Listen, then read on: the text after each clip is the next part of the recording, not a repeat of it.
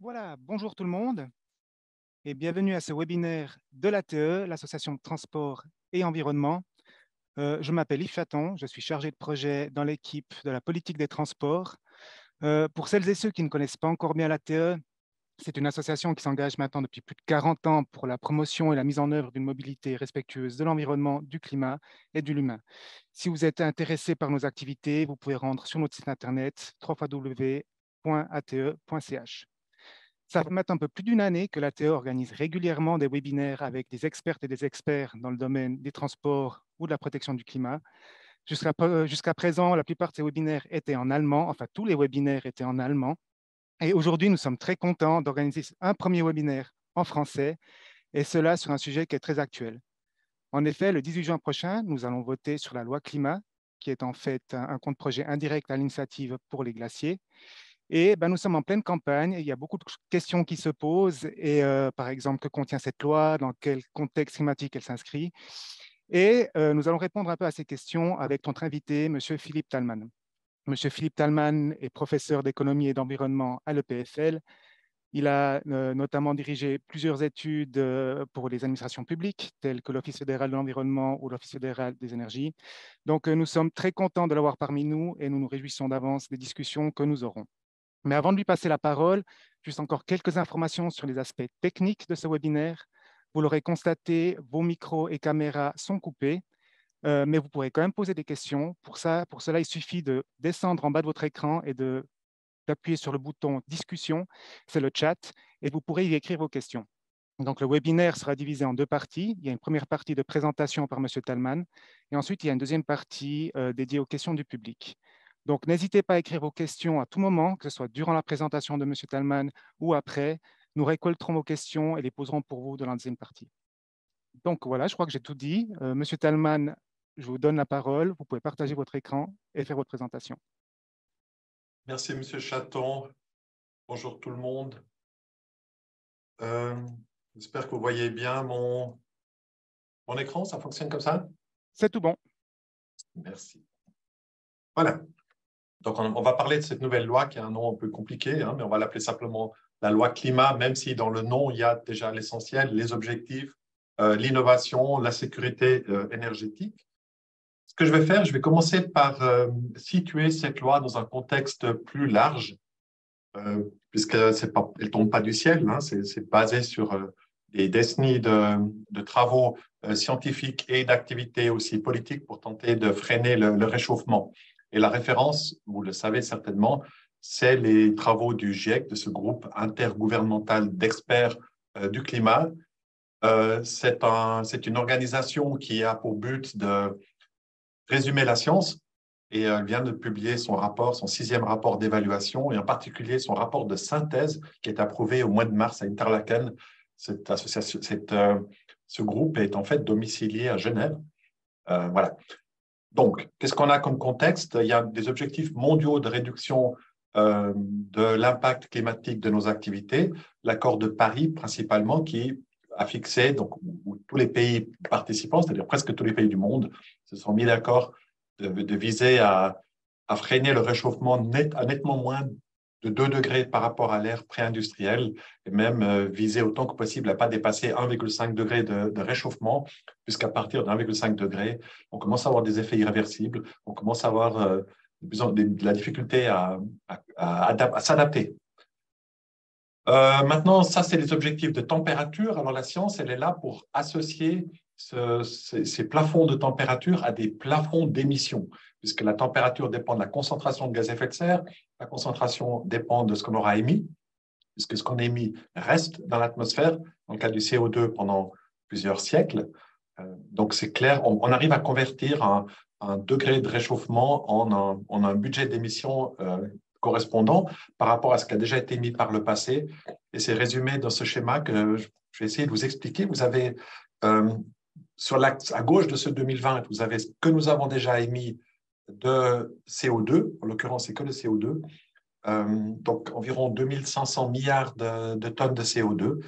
Et sur la droite, vers l'avenir, des budgets d'émissions compatibles avec un réchauffement d'1,5 degré ou de 2 degrés. Si on dépasse ces budgets, le réchauffement sera plus fort. Maintenant, le climat, la science atmosphérique n'est pas une science exacte. Les choses sont beaucoup trop compliquées. Donc, on ne peut pas faire beaucoup mieux que d'associer des probabilités. Alors, comment est-ce qu'il faut lire ça? Eh bien, si on émet à partir de 2020 environ 500 milliards de tonnes de CO2, on a une chance sur deux d'avoir un réchauffement de moins d'1,5 degré et une chance sur deux d'avoir un réchauffement de plus de 1,5 degré. Et même là-dessus, il y a encore une fourchette d'incertitude. Ce n'est pas une probabilité tout à fait exacte. Parce qu'important, c'est de voir les ordres de grandeur. 500 milliards de tonnes de CO2, ça a l'air d'être beaucoup. C'est un cinquième de ce qu'on a émis jusqu'ici. Mais au rythme où on va, ça sera extrêmement rapidement épuisé. Regardez d'ailleurs la projection 2020-2030 en restant au niveau de 2019, c'est-à-dire juste avant la pandémie, c'est le niveau qu'on a retrouvé cette année, eh bien, on va épuiser ce budget jusqu'en 2030. Et après 2030, c'est terminé. On ne peut plus rien émettre du tout, théoriquement, si on veut rester sous cette limite de 1,5 degré. Ou alors, on réduit les émissions, ce qui nous laisse un peu plus de temps. Le 2 degrés nous donne un peu plus de marge, un budget un peu plus important, surtout si on, par contre, surtout si on accepte une probabilité relativement élevée de le dépasser, un tiers de probabilité de dépasser, on pourrait encore aller jusqu'à peu près 1000 milliards de tonnes CO2, mais même ce budget-là, il va s'épuiser, surtout si on regarde ce qui est déjà en place comme installation d'extraction de charbon, d'extraction de pétrole, d'extraction de gaz naturel et d'utilisation.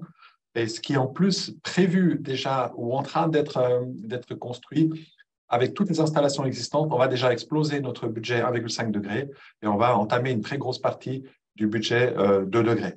Donc, on n'est vraiment pas, ça ne va pas être évident, hein, on a des budgets limités, il va falloir réduire les émissions. Quel budget retenir, le 1,5, le 2 degrés, avec quelle probabilité? Ce n'est pas une décision que les scientifiques peuvent prendre, ils peuvent juste dire, si on prend un budget, voilà les conséquences. Après, il y a la question, même si on se met d'accord sur un budget au niveau global, qu'est-ce que ça représente pour chaque pays membre de la conférence des parties, de l'ONU, et en particulier, qu'est-ce que ça veut dire comme budget pour la Suisse? Donc, on devrait déduire notre budget pour la Suisse de ce budget adopté par la communauté. La communauté n'a pas adopté un budget spécifique, elle a dit nettement moins que 2 degrés et essayer de ne pas dépasser 1,5, ce qui nous met dans ces budgets-là de 500 à 1000 ou à 800 gigatonnes. Maintenant, les budgets, c'est encore une chose. Après, il faut essayer de voir ce que ça implique en termes de réduction d'émissions. Et pour ça, on a des scénarios, des trajectoires qui sont modélisées par des équipes dans le monde entier, des trajectoires de réduction d'émissions qui sont réalistes, dans le sens où on ne fait pas comme si on pouvait continuer pendant 10 ans puis après descendre à zéro. Ce genre ça ne serait pas réaliste. Donc, c'est des scénarios qui prévoient des évolutions graduelles. Et puis, les scénarios qui sont compatibles avec ces budgets, c'est des scénarios dans lesquels il faut vraiment tout de suite commencer à réduire, justement parce qu'on ne pourra pas s'arrêter d'un coup d'émettre des gaz à effet de serre. Donc, il faut vraiment commencer tout de suite à réduire. On est ici en train de regarder les émissions de gaz à effet de serre au total, pas que le CO2. Si on veut se limiter à 1,5 degré de réchauffement avec 50% de probabilité, vers 2080, 2085, il faudrait qu'on soit à zéro, qu'il n'y ait plus d'émissions de gaz à effet de serre nettes. Pour le 2 degrés, on a une tolérance un peu plus importante. Alors, ça nous laisse du temps, on dirait, mais bon, il faut bien voir que ça marche que si on réduit maintenant très, très rapidement nos émissions. On n'est pas du tout sur une telle trajectoire. Si on regarde les politiques climatiques déjà mises en place par les différents pays du monde, on est au mieux vers une stabilisation, ou en tout cas un ralentissement de la croissance, en tout cas pas sur des sentiers de décroissance. Et même les promesses qui ont été faites par les pays dans les différents accords, dans les différentes conventions internationales des parties, même ces promesses-là ne sont pas suffisantes, même pas pour le 2 degrés, sans parler du 1,5 degré. Regardons spécialement encore le CO2, c'est quand même le principal gaz à effet de serre. Là, la neutralité devrait être atteinte vers 2050. Donc, en 2050, on n'aurait plus contribué au niveau de l'humanité, hein, pas de la Suisse, on n'a plus contribué à accroître la concentration de CO2 dans l'atmosphère. Grosso modo, ça veut dire qu'on pourrait encore en émettre, mais il faut qu'on en retire la même quantité. Ça veut dire qu'il faudrait réduire de 99%, quasiment à zéro, les émissions d'ici 2050, mais il faut aussi les réduire déjà de 80% à l'horizon 2040 et de 65% à l'horizon 2035. Donc, on doit vraiment agir très, très vite pour le CO2. On a un tout petit peu plus de marge pour les autres gaz à effet de serre. Alors, qu'est-ce qu'on a fait en Suisse par rapport à ça? On a réussi à stabiliser nos émissions de CO2. C'est là qu'on a une série historique très longue qui remonte à la Deuxième Guerre mondiale. On voit les 30 glorieuses de l'après-guerre qui ont conduit à une très forte augmentation parce qu'on a utilisé beaucoup d'énergie fossile pour ces 30 glorieuses. Et puis, le premier choc pétrolier qui, en soi, a déjà cassé cette croissance, a déconnecté les émissions de CO2 de la croissance démographique et économique qui se sont poursuivies. Et un peu grâce à ça, si j'ose dire, on a réussi à stabiliser nos émissions. En 1990, elles étaient pas plus élevées qu'en 1973. Mais ce n'était pas de la politique climatique. La politique climatique, elle intervient plus ou moins depuis 1990 et elle a permis pas grand-chose. Pendant 20 ans, on a tout juste réussi à stabiliser nos émissions et c'est seulement vraiment depuis 2010 qu'on a une diminution. Ce qui fait que sur l'ensemble de ces 30 ans, on a réussi à baisser nos émissions de à peu près 20%, même pas 20%. Alors ça, c'est la même chose, mais en partant de 1990 et en se projetant vers le futur, la courbe en brun, ce sont ces émissions cette fois de gaz à effet de serre, pas seulement le CO2, c'est à peu près le même schéma jusqu'en 2010, à peu près stable, et puis depuis une diminution. Et la ligne en bleu dessous, c'est ce qu'on a inscrit dans les différentes lois CO2. Donc on voit qu'on a la loi, dans un premier temps, elle voulait juste la stabilisation, et puis ensuite une réduction très, très graduelle. On peut extrapoler cette loi à l'horizon 2050 avec l'objectif net zéro qui est inscrit dans la loi climat. Donc, si on suit la trajectoire des objectifs, on voit qu'on a une petite accélération des efforts de quelque chose comme 440, donc 0,44 millions de tonnes par année de réduction, donc 440 000 tonnes de réduction par année, 680 000 tonnes de réduction par année sur ces 10 dernières années, un tout petit peu plus à l'horizon 2030 avec la nouvelle loi qui est en préparation, qui n'est encore pas approuvée, et puis alors beaucoup plus, 1,8 million de tonnes par année de réduction nécessaire pour atteindre le net zéro qui est visé pour 2050. Si on se mettait tout de suite sur cette trajectoire vers le net zéro, eh bien, on aurait besoin évidemment d'une réduction un peu plus faible. J'ai encore marqué une trajectoire en vert, c'est celle qui est compatible avec le 1,5, donc avec le budget planétaire 1,5 degré, dont on utiliserait une tranche correspondant à notre part, à la population mondiale, et ça prendrait en compte ce qu'on a déjà émis depuis 1990. Notre historique d'émissions est aussi pris en compte. On émet relativement beaucoup. Eh bien, ça entame notre budget, ce qui fait qu'il nous resterait équitablement, selon ces critères, 250 millions de tonnes. 250 millions de tonnes, on est à peu près à 45 millions aujourd'hui. Vous voyez que c'est vite épuisé. Pour ne pas épuiser ça en 5 ans, il faut tout de suite diminuer, il faudrait tout de suite diminuer nos émissions. Donc, la trajectoire compatible 1,5 degré de la Suisse est beaucoup, beaucoup plus ambitieuse ou exigeante que ce qui est prévu dans la loi climat. Maintenant, la loi climat, elle vise donc le net zéro pour 2050. Qu'est-ce que ça signifie? Ça signifie que dans toute une série de secteurs, les émissions doivent stopper. C'est le cas des transports en jaune, qui n'ont pas réussi à diminuer beaucoup jusqu'à aujourd'hui, mais qui devront diminuer et qui, en principe, ne devraient plus émettre de gaz à effet de serre en 2050. Pas plus que les bâtiments, qui est le bloc vert foncé. Par contre, il restera et le transport aérien également, pardon. En brun, le transport aérien international est compté dans cette statistique. Il n'est pas compté dans ma statistique précédente. Et lui aussi, en principe, zéro à l'horizon 2050, de façon qu'on laisse de la place pour l'agriculture, où c'est beaucoup plus difficile d'éviter les émissions de gaz à effet de serre, et puis aussi l'industrie, où c'est un peu compliqué. Donc, le net zéro, selon scénario du Conseil fédéral, c'est en fait 11,8 millions de tonnes CO2 équivalent, donc à peu près un cinquième de ce qu'on a aujourd'hui. Ce n'est pas zéro, mais une partie de ça va être évitée par des techniques de captation du CO2 à la sortie des cheminées, des usines de ciment, des usines d'incinération de déchets, 5,1 millions de tonnes à capter et à enfouir, en tout cas de fixer de manière permanente. Ensuite, il y a 2 millions de tonnes à compenser par des émissions négatives en Suisse et 4,7 millions de tonnes à compenser par des émissions négatives à l'étranger. Je vais tout de suite vous expliquer ce que c'est que ces émissions négatives. Ça fait un peu mal aux oreilles la première fois qu'on entend ça, émissions négatives.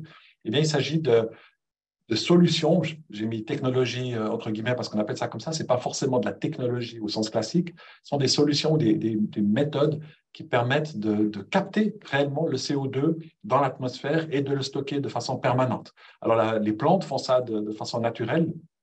Les plantes captent le CO2 par la photosynthèse. Elles ne le stockent pas de façon permanente, elles le libèrent quand elles se décomposent. Donc, pour qu'on puisse compter sur le processus biologique, il faut compter sur la végétation, la biomasse pour capter le CO2, mais après, il faut se débrouiller pour que ce CO2 ne retourne pas dans l'atmosphère. Alors, il y a différentes solutions qui consistent à faire du reboisement, mais où vraiment le stock de bois augmente continuellement, ce qui est évidemment à des limites en Suisse, dans un petit pays. Ou bien alors convertir ce bois en biochar qui pourrait être enfoui de façon permanente, ou alors c'est BECCS, c'est-à-dire on brûlerait la biomasse, mais avec du CCS, avec de la capture de CO2 et du stockage permanent de ce CO2. Ensuite, on peut aussi compter sur les sols eux-mêmes qui absorbent, qui captent beaucoup de CO2, en particulier les marais. Donc, en restaurant des écosystèmes et des marais, on peut aussi augmenter le stockage de CO2 dans les sols. Après, il y a des processus chimiques qui prennent beaucoup plus de temps et qui n'ont pas un très grand potentiel, mais il y a un petit peu de travail là-dessus. Et puis finalement, le projet Climeworks, vous avez entendu parler, qui aspire l'air et sépare le CO2 qui est dans l'air, ce qui nécessite beaucoup d'énergie. Et ensuite, ce CO2 va aussi être enfoui d'une manière ou d'une autre dans les sols. Voilà, donc c'est ça les émissions négatives, c'est là-dessus qu'on compte, en partie en Suisse, 2 millions de tonnes, en grande partie à l'étranger, pour arriver à net zéro. Encore vite un schéma qui montre les instruments utilisés pour atteindre ces différents objectifs. C'est un peu vieux, je n'ai pas réussi à trouver quelque chose de plus récent qui montre aussi bien que la politique climatique, ce n'est pas que la loi sur le CO2, c'est aussi la loi sur l'énergie, mais c'est aussi la loi sur l'agriculture, c'est la politique des transports, c'est les réglementations concernant les déchets, donc c'est la redevance poids lourd liée aux prestations. C'est toute une série d'instruments qui interviennent à côté des instruments directement de la loi CO2, comme la taxe CO2 qui finance le programme bâtiment, les accords avec les entreprises pour être exonérés de la taxe, et puis le centime climatique prélevé sur les carburants et qui finance aussi des mesures de réduction d'émissions et finalement le système des échanges de quotas. Il manque là les limites d'émissions, il y a l'étiquette énergie, il manque encore les limites d'émissions sur les voitures nouvellement mises en circulation. Donc il y a un ensemble d'instruments dans toutes sortes de secteurs qui doivent contribuer à ce qu'on atteigne nos objectifs. Voilà, j'arrive au bout de cette première partie de contexte pour redire les principaux messages. Les objectifs de la Suisse ne sont jamais très ambitieux, sauf à très long terme, 2050. Le net zéro gaz à effet de serre en 2050 est un peu plus ambitieux que ce qui serait nécessaire au niveau planétaire par rapport à 1,5 degré. Vous avez vu qu'on peut aller jusqu'en 2070, 2080 pour être net zéro gaz à effet de serre. Mais en même temps, la Suisse n'est pas un pays moyen. La Suisse est un pays qui peut faire beaucoup mieux que d'autres pays, qui a déjà émis beaucoup par le passé. Et notre objectif net zéro 2050 n'est pas très ambitieux si on compare avec nos voisins. L'Union européenne, elle a le même objectif 2050. Elle a déjà un objectif moins 55% d'ici 2030, qui est déjà le plus ambitieux que le nôtre. L'Allemagne, la Suède, net zéro 2045, et notre voisine, l'Autriche, même 2040. Après, ce sont des objectifs passés qui n'ont pas été spécialement ambitieux, mais malgré ça, ils n'ont pas été atteints, sauf celui de 2000 qui prévoyait simplement de continuer à stabiliser les émissions. C'est seulement depuis 2010 que les émissions de gaz à effet de serre, de CO2, diminuent réellement, et ça a été obtenu en bonne partie par ce qu'on appelle l'exportation d'activités émettrices. En fait, on n'a pas tellement exporté d'usines, mais on importe de plus en plus de choses produites à l'étranger plutôt que de produire en Suisse. Et donc, on est responsable d'émissions dans le reste du monde pour les choses qu'on importe, qu'on consomme en Suisse. Pour atteindre le net zéro 2050, il va falloir fortement accélérer la décarbonation. Si on voulait même respecter un budget compatible 1,5 degré, ça serait encore beaucoup, beaucoup plus ambitieux. Et c'est ambitieux notamment parce on est quand même en croissance démographique et économique. C'est clair que c'est plus difficile, évidemment, quand tout croît, toute l'activité économique croît, de réduire l'utilisation d'énergie fossile et les émissions. Rappelez encore que la politique climatique utilise une grande diversité d'instruments, aussi dans d'autres domaines que l'énergie et la loi CO2. Avec cette diversité d'instruments, on ne peut pas garantir que les réductions aient été obtenues au moindre coût.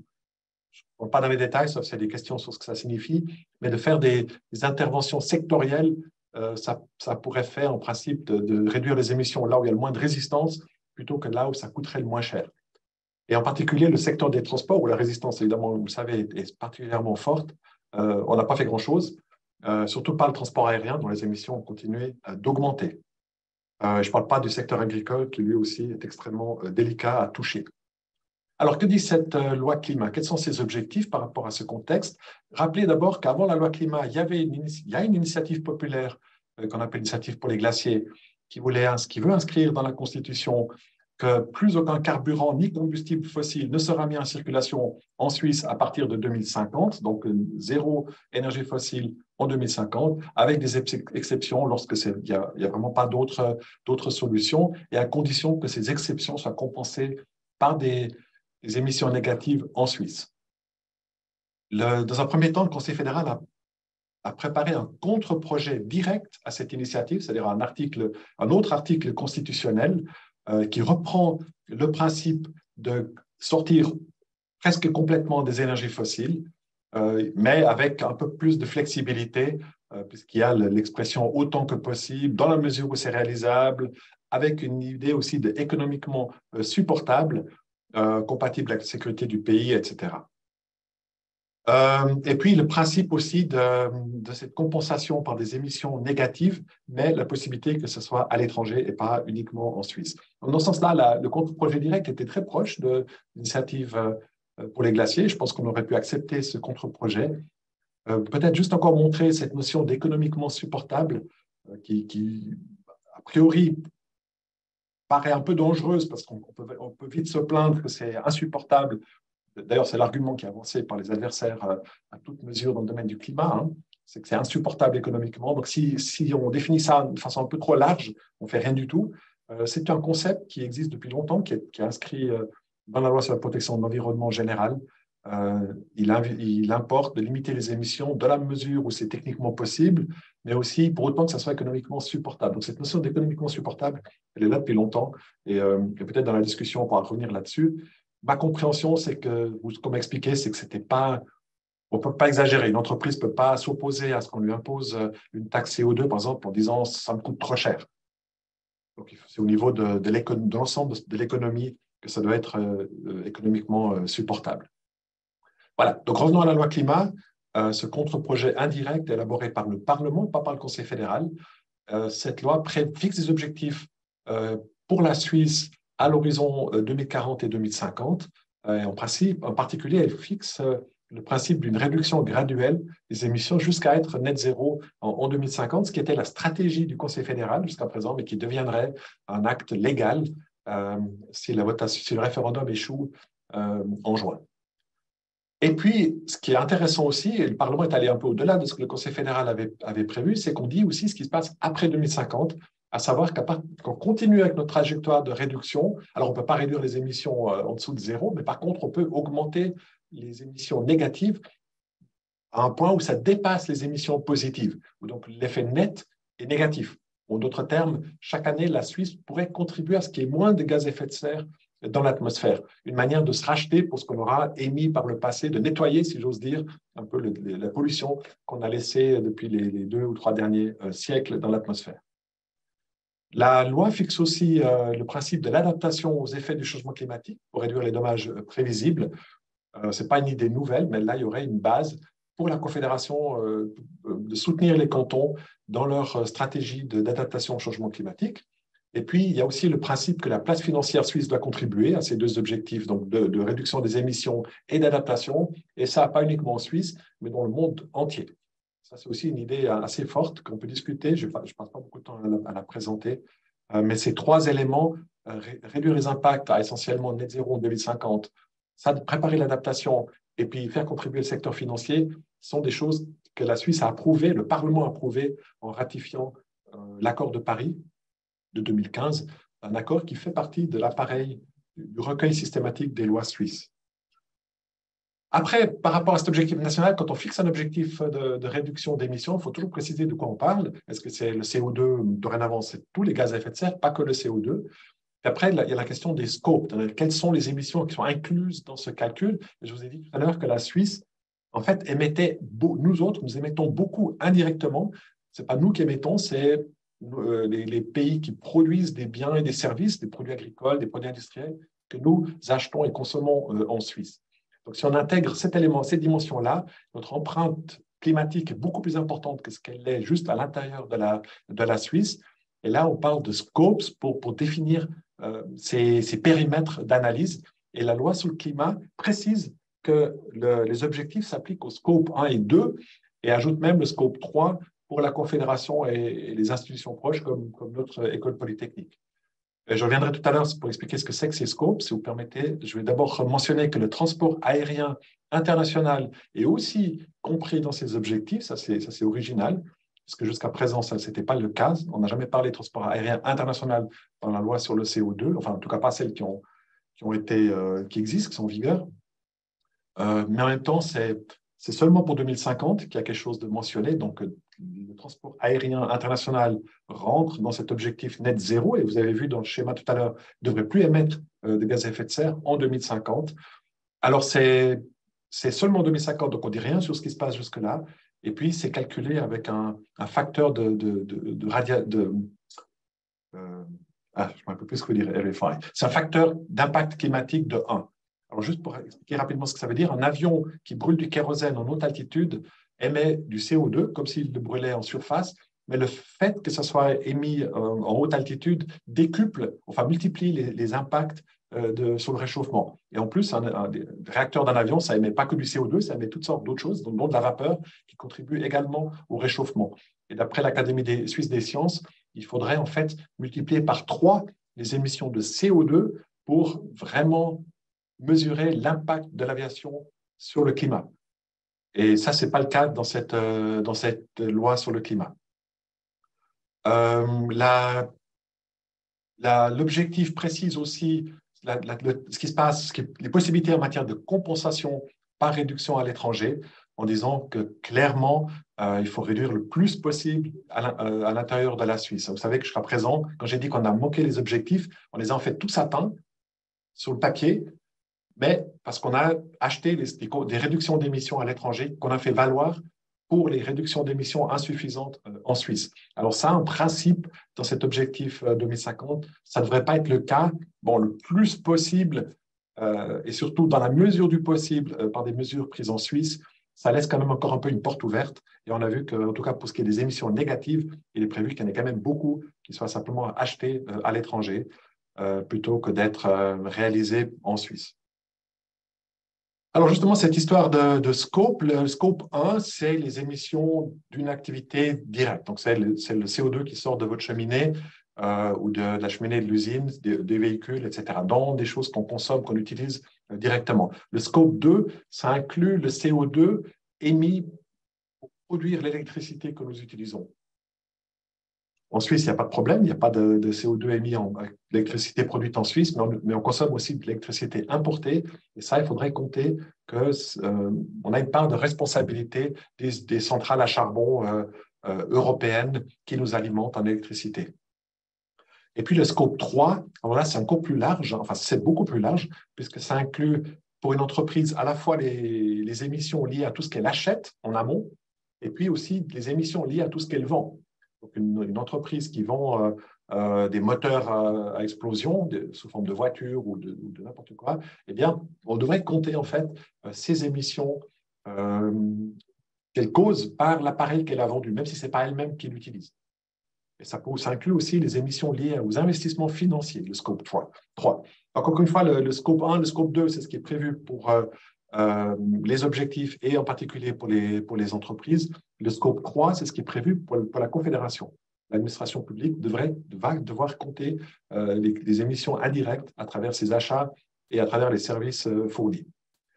On a des objectifs sectoriels dans la loi, je les résume rapidement parce que c'est très, très frappant quand même. 100% de réduction des émissions de gaz à effet de serre d'ici 2050 dans les bâtiments et les transports, donc plus du tout d'énergie fossile utilisée pour chauffer les bâtiments ou pour faire bouger les voitures. Ça ne veut pas dire que toutes les voitures sont électriques, on peut utiliser des biocarburants, mais en principe, il n'y a plus de CO2 émis. Et dans l'industrie aussi, 90% de réduction. Par contre, il y avait des objectifs pour l'agriculture, ils ont été abandonnés. Les agriculteurs sont très, très bien représentés au Parlement, vous le savez. Regardons spécifiquement le secteur des bâtiments. On a ici les émissions depuis 1990 pour le secteur de ce qu'on appelle les services, mais qui sont principalement du chauffage de bâtiments de services. C'est la ligne en violet. La courbe en vert, c'est les émissions de CO2 des bâtiments d'habitation. Et puis le bleu, évidemment, c'est la somme des deux. Et puis les points rouges sont les objectifs dans les lois CO2 successives. La loi de 2020 qui a été rejetée il y a 2 ans.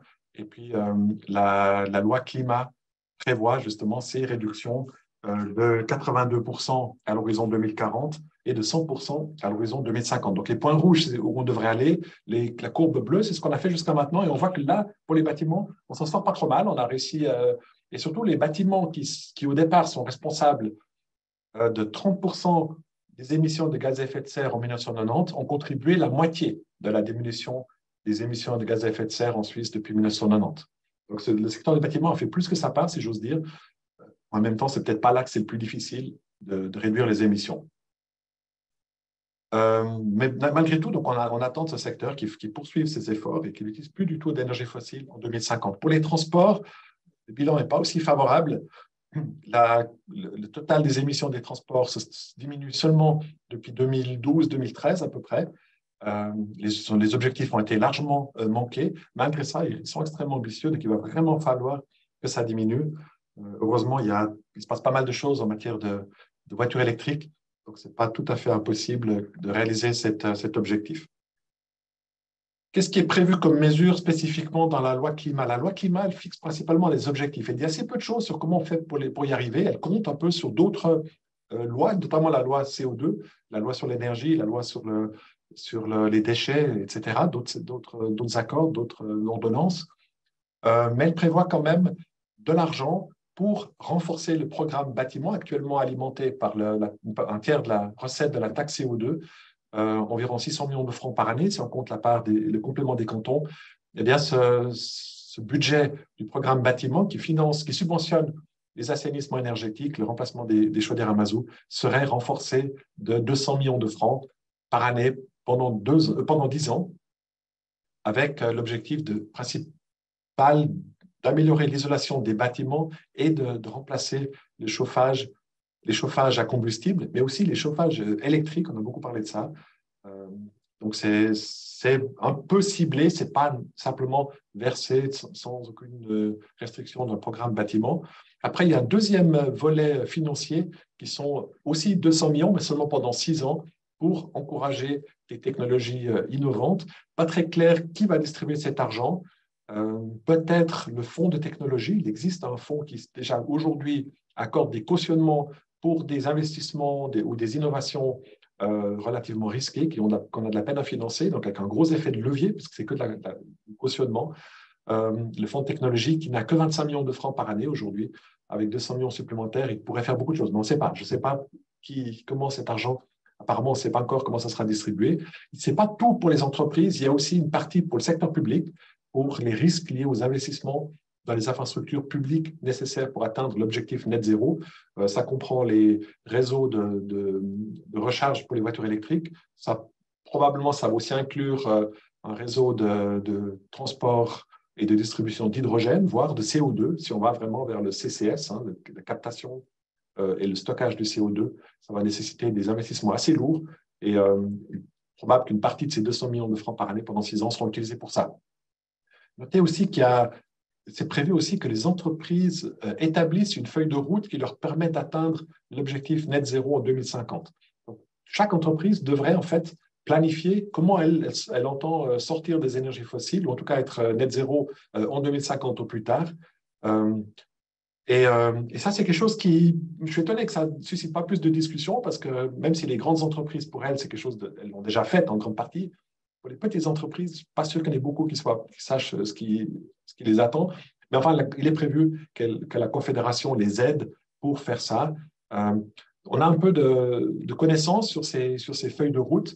Ça s'appelle Science-Based Emission Reduction Target. C'est quelque chose qui est coordonné par une organisation privée.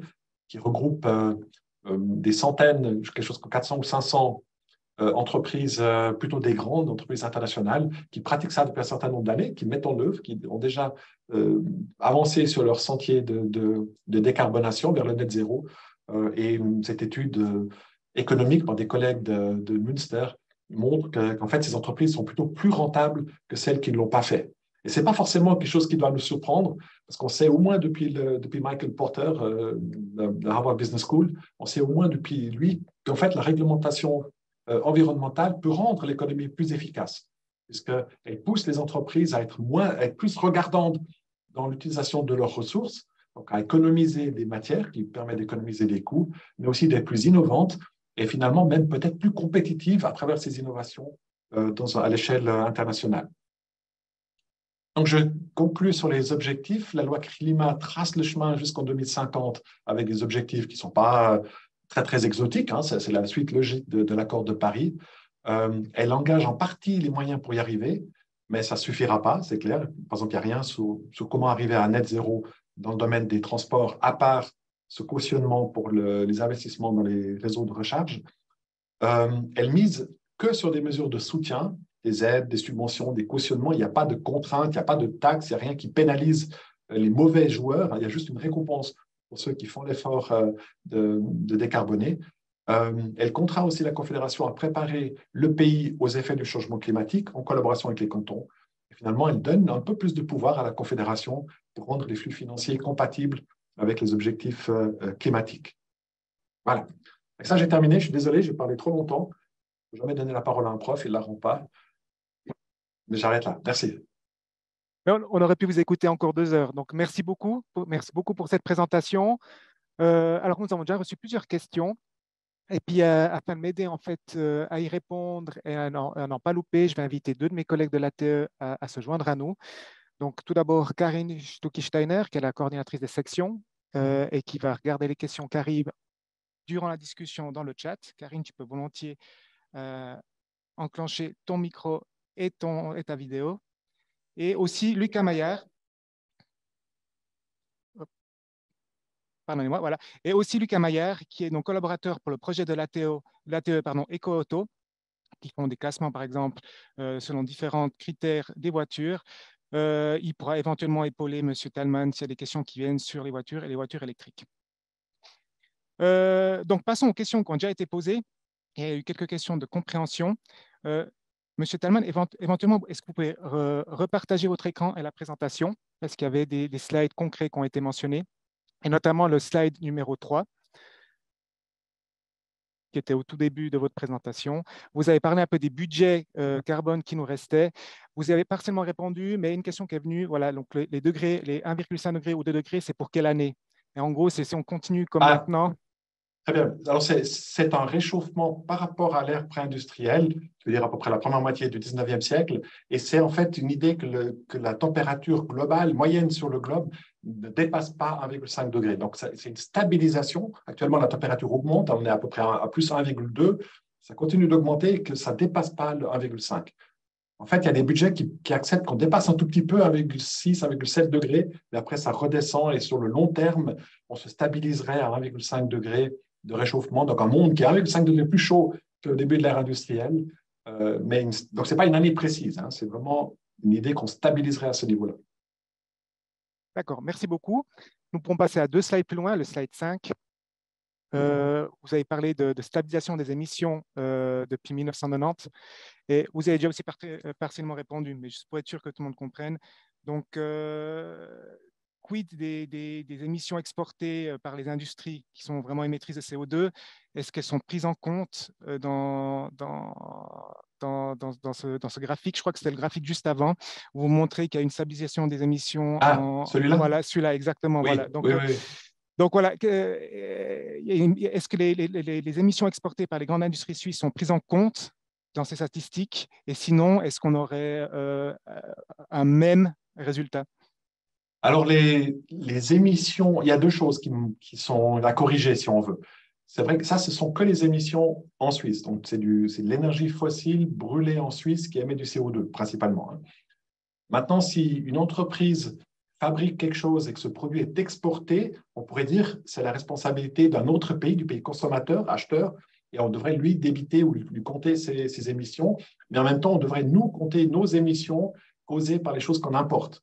Il existe une statistique de ça, le FEV l'a fait estimer, il y a aussi une statistique internationale, je n'ai pas eu le temps de la montrer, qui montre que, grosso modo, si on prend compte, si on ajoute nos émissions étrangères, des choses qu'on importe, et qu'on soustrait les émissions domestiques de choses qu'on exporte, le solde reste quand même très largement mauvais pour la Suisse, et ça correspond à quelque chose comme à 160%, voire presque le double de nos émissions domestiques. Okay, donc, c'est 35 millions de tonnes, ça devient 90, non, pardon, ça devient 70 millions de tonnes à peu près à l'étranger. Donc, on est dans les 90 millions de tonnes si on prend en compte toutes nos émissions en tant que consommateur. D'accord, ce qui fait beaucoup plus. C'est beaucoup plus. Ça fait beaucoup plus, exactement. Donc, Et ça ne diminue pas. Ça augmente, ce total.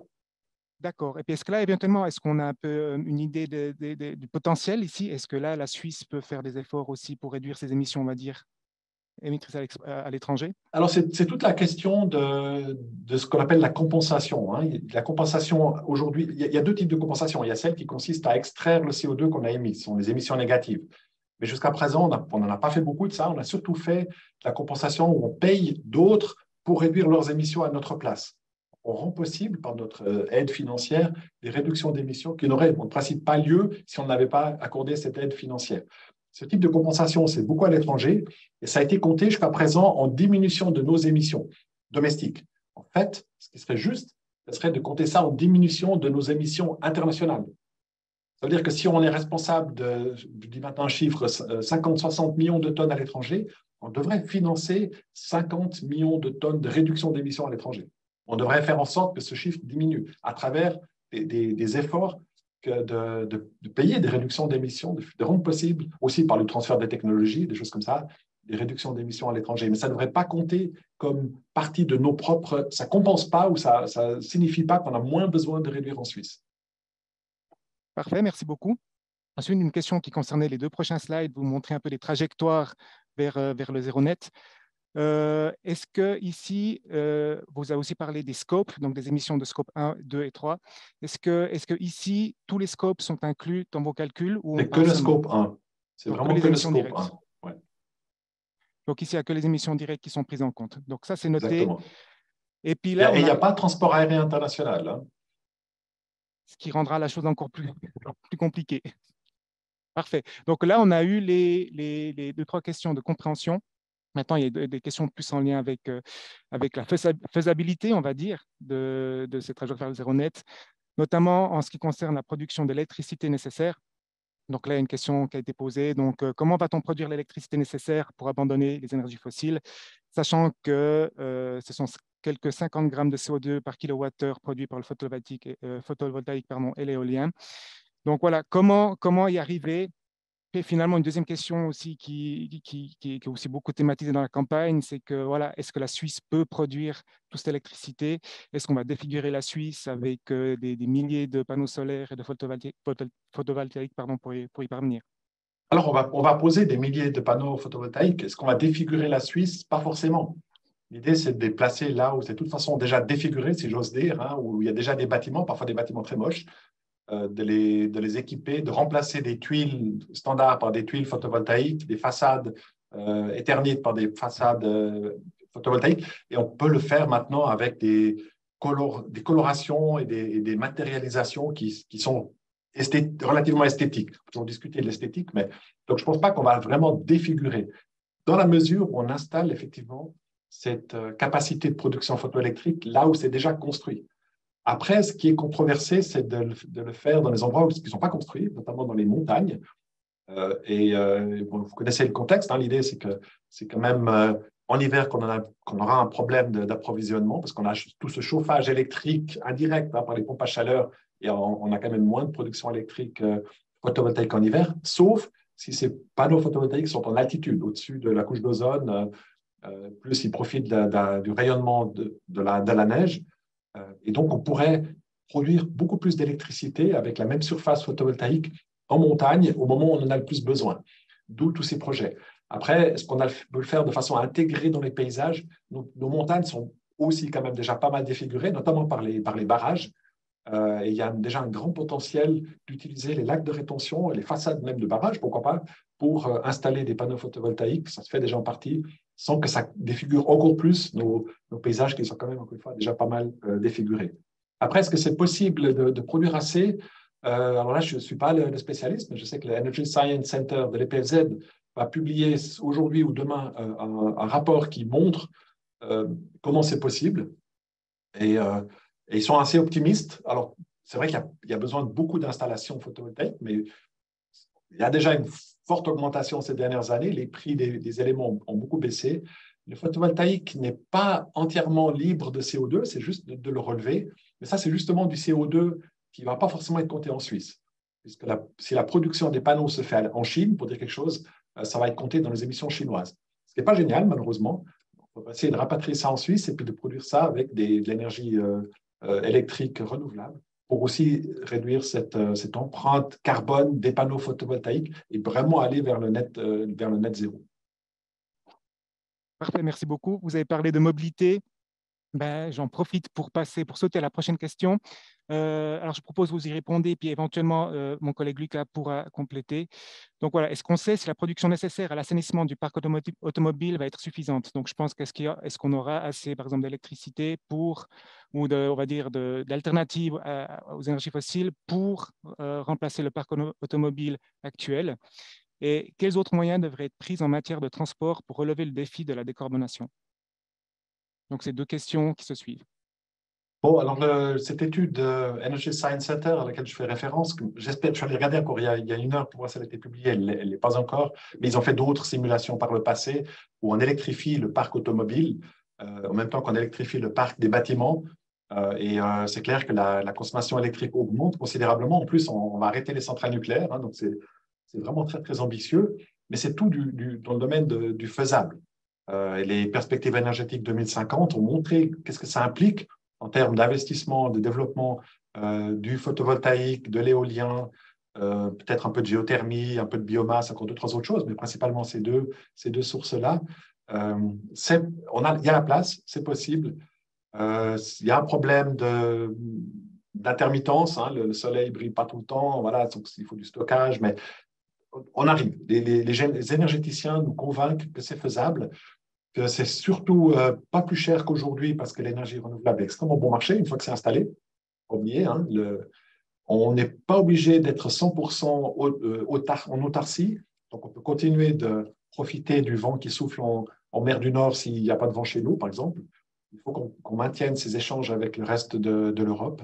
Et à ces conditions-là, on me convainc, les gens qui sont spécialistes là-dedans me disent que c'est tout à fait faisable. Voilà. Et puis, encore une fois, il y a eu des estimations de coûts exorbitants pour nos besoins d'énergie.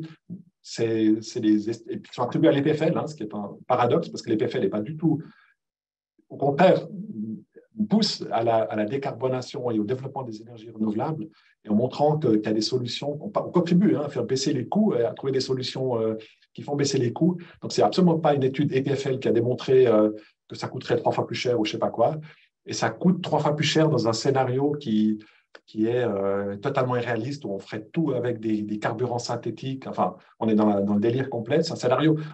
Les chercheurs comme moi, on aime bien des fois imaginer des choses, des scénarios très, très particuliers, en se disant, dans le pire des cas, imaginons qu'on ne peut plus rien importer, que ça doit être que des véhicules qui roulent avec des mêmes voitures qu'aujourd'hui, mais au lieu que ce soit de l'essence fossile, c'est de l'essence synthétique produite avec de l'électricité renouvelable produite en Suisse. Hein, sous ces conditions-là, on peut effectivement montrer que ça va coûter beaucoup plus cher, mais ce n'est pas du tout réaliste. On ne parle pas de ça. Monsieur Maillard.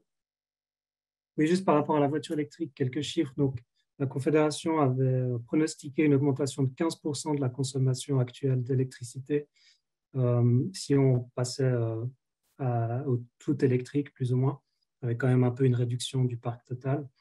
Mais là, il y a aussi un paramètre très important, c'est la consommation des voitures. Actuellement, on est à une moyenne de 20 kWh au 100 km. Il y a un potentiel pour réduire par 2 à 10 kWh. Donc là, ça aura un impact énorme sur la consommation.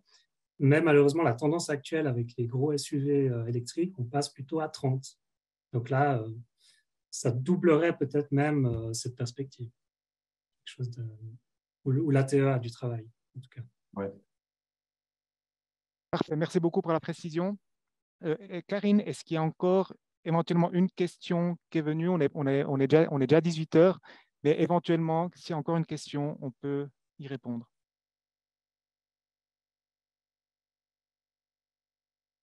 Apparemment, c'est tout bon. Donc, dans ce cas, on terminera pile poil à l'heure. Un grand merci à vous, Monsieur Thalmann, pour cette excellente présentation et vos réponses qui ont été très, très précieuses. Merci beaucoup aussi à mes deux collègues Karine et Lucas d'avoir aidé à répondre et à poser les questions. Un grand merci aussi au public. Comme je vous l'ai annoncé avant, c'est le premier webinaire de l'ATE en français, mais ce ne sera pas le dernier. Malheureusement, je n'ai pas encore de date précise pour le prochain webinaire. Ce que je peux déjà vous dire, c'est que ce sera un peu moins politique. Ça concernera les voyages à vélo. Nous aurons une intervenante qui a beaucoup voyagé à vélo, qui a fait notamment Genève, la Grèce à vélo, puis elle sera là pour nous parler de ses expériences, de ce qu'il faut prévoir, de comment bien organiser un voyage à vélo, et que très probablement, ce webinaire aura lieu en septembre au courant de la semaine de la mobilité. Mais pour rester informé, abonnez-vous à notre newsletter, venez voir sur nos canaux, sur nos réseaux sociaux, et on vous transmettra la date très prochainement. Un grand merci à tout le monde, et puis d'ici là, un bel été. Et surtout, n'oubliez pas d'aller voter le 18 juin et voter oui à la climat. Merci. Merci, au revoir. Merci, au revoir.